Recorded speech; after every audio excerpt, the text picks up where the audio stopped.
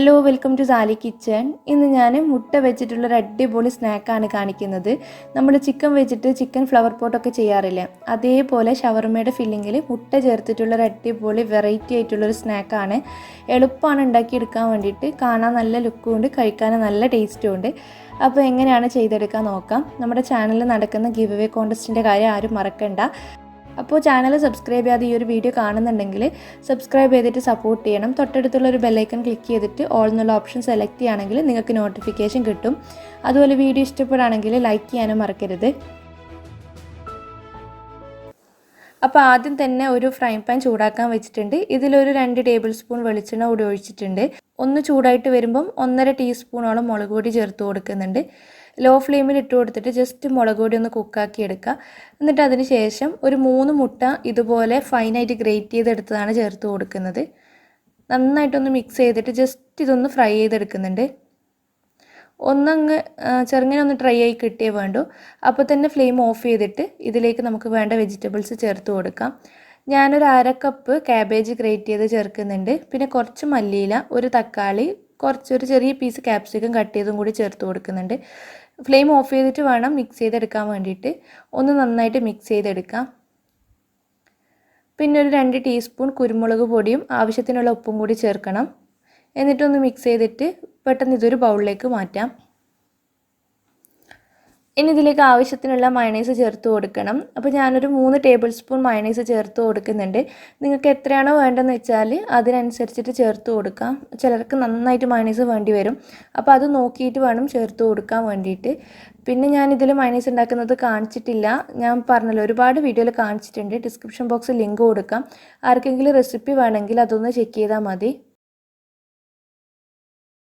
ഇനി ഒരു ബൗളിലേക്ക് 1 കപ്പ് വെള്ളം ചേർത്ത് കൊടുക്കുന്നുണ്ട്. ഇതിലേക്ക് വേണ്ടിയിട്ടുള്ള ഉപ്പും കൂടി ചേർത്തിട്ടുണ്ട്.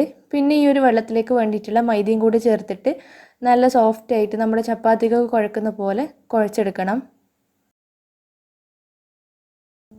ഇതുപോലെ മാവ് റെഡി ആയി കഴിഞ്ഞ് കഴിഞ്ഞാൽ നമുക്കിത് പരത്തിയെടുക്കാം. ഇത് കട്ട് ചെയ്തിട്ട് ഡിവൈഡ് ചെയ്യുന്നൊന്നുമില്ല, ഇത് അങ്ങനെ തന്നെ എടുത്തിട്ട് പരത്തിയെടുക്കുകയാണ്. നല്ല തിന്നായിട്ട് പരത്തണ്ട, അതുപോലെ നല്ല തിക്കായിട്ടും പരത്തണ്ട. കുഴപ്പമില്ലാത്ത ആ ഒരു തിക്നെസ് കൊടുത്തിട്ട് വേണം പരത്തിയെടുക്കാൻ വേണ്ടിയിട്ട്. നല്ല വലിപ്പത്തിൽ അങ്ങ് പരത്തിയെടുക്കുക. എന്നിട്ടൊരു കുപ്പിയുടെ അടപ്പ് വെച്ചിട്ട് ഇതുപോലെ റൗണ്ടിൽ കട്ട് ചെയ്തെടുക്കുന്നുണ്ട്.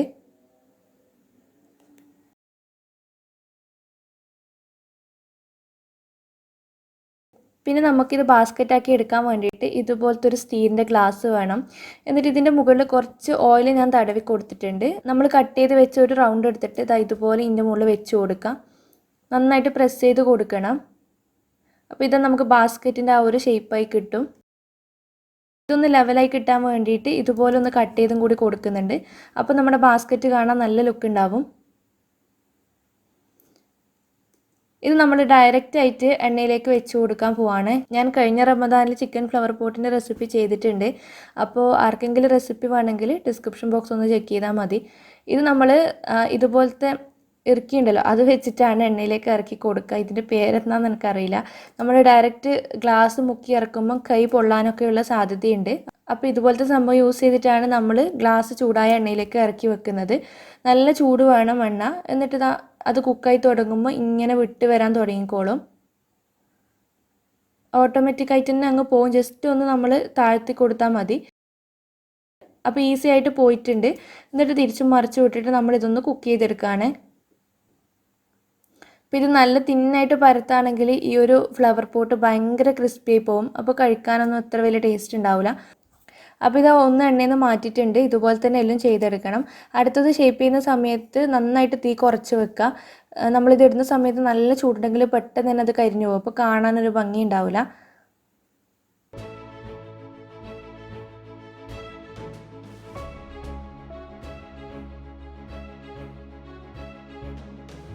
അപ്പോൾ എല്ലാം അങ്ങനെ ചെയ്ത് മാറ്റിയിട്ടുണ്ട്. ഇനി ഞാനൊരു സിമ്പിൾ ചമ്മന്തി കൂടി ഉണ്ടാക്കുന്നുണ്ട്. ഇത് വേണമെന്നില്ല, കാണാനും ഒരു ഭംഗി ഉണ്ടാവും, കഴിക്കുന്ന സമയത്ത് നല്ല ടേസ്റ്റ് ഉണ്ടാവും. ചമ്മന്തിക്ക് ആവശ്യത്തിനുള്ള തേങ്ങ ഒരു മിക്സിയുടെ ജാറിലേക്ക് മാറ്റിയിട്ടുണ്ട്. ഇതിലേക്ക് നിങ്ങൾക്ക് എരിവിന് ആവശ്യത്തിനുള്ള പച്ചമുളക് ചേർക്കാം. ഞാൻ 2 ചേർത്തിട്ടുണ്ട്. പിന്നെ ഒരു 3-4 അല്ലി വെളുത്തുള്ളി ചേർക്കുന്നുണ്ട്. അരമുറി നാരങ്ങ പിഴിഞ്ഞ് ചേർക്കുന്നുണ്ട്, നല്ല പുളിയൊക്കെ കിട്ടാൻ വേണ്ടിയിട്ട്. ആവശ്യത്തിനുള്ള ഉപ്പും ചേർക്കണം. എന്നിട്ട് നമുക്ക് മിക്സി അടച്ച് വെച്ചിട്ട് ഒന്ന് അരച്ചെടുക്കാം. ഞാൻ ജസ്റ്റ് ഒന്ന് കറക്കിയെടുത്തതിന് ശേഷം കുറച്ച് മല്ലിയിലയും കൂടി ഇട്ടിട്ട് ഒന്ന് കറക്കിയെടുക്കുന്നുണ്ട്. എന്നിട്ട് അതും ഒരു ഭാഗത്തേക്ക് മാറ്റിയിട്ടുണ്ട്. അപ്പോൾ ഇനി സിമ്പിളാണ്. ഇതൊക്കെയാണ് നമ്മൾ റെഡിയാക്കി വെച്ച ഫ്ലവർ പോട്ട്. ഇതിൻ്റെ ഓരോന്നിലേക്കും നമുക്ക് ഫില്ലിങ് വെച്ച് കൊടുക്കാം. അത്യാവശ്യം നന്നായിട്ട് തന്നെ ഫില്ലിങ് വെച്ച് കൊടുക്കുക. അതിൻ്റെ മുകളിൽ ചമ്മന്തിയും കൂടി വെച്ച് കൊടുക്കാം.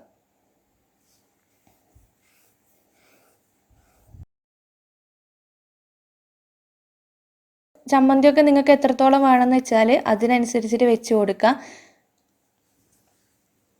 അപ്പോൾ പെട്ടെന്ന് ഉണ്ടാക്കിയെടുക്കാൻ പറ്റുന്ന ഒരു എഗ് സ്നാക്കാണ്, എന്നാൽ വെറൈറ്റി ആയിട്ടുള്ളൊരു സ്നാക്കാണ്. അപ്പോൾ എല്ലാവരും ഒന്ന് ട്രൈ ചെയ്ത് നോക്കുക. അപ്പോൾ നിങ്ങൾക്ക് വീഡിയോ ഇഷ്ടപ്പെടുകയാണെങ്കിൽ ലൈക്ക് ചെയ്യാനും പിന്നെ നിങ്ങളുടെ ഫ്രണ്ട്സ് ആൻഡ് ഫാമിലിക്ക് ഷെയർ ചെയ്യാനും മറക്കരുത്. താങ്ക്